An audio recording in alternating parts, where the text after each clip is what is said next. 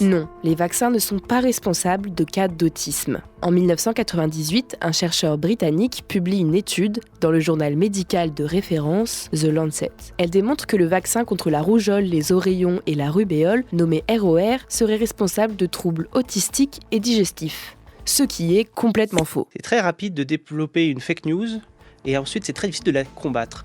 La première étude que vous citez, 1998 dans le Lancet, très bon journal, c'est publié à partir de 12 enfants. C'est ça.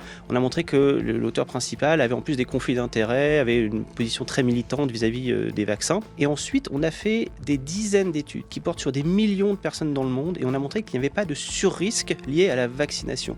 Mais le temps qu'on déconstruise cela, ça prend beaucoup de temps. Alors, le papier dans le Lancet a été retiré. C'est aussi un gage de qualité. Une revue qui est capable de faire un moment un papier et de dire ensuite derrière, finalement on s'est trompé, la science a montré que, et on revient en arrière et on retire ce papier. Ça, c'est un signe de qualité d'une étude, ou dans le cas d'une qualité d'une revue.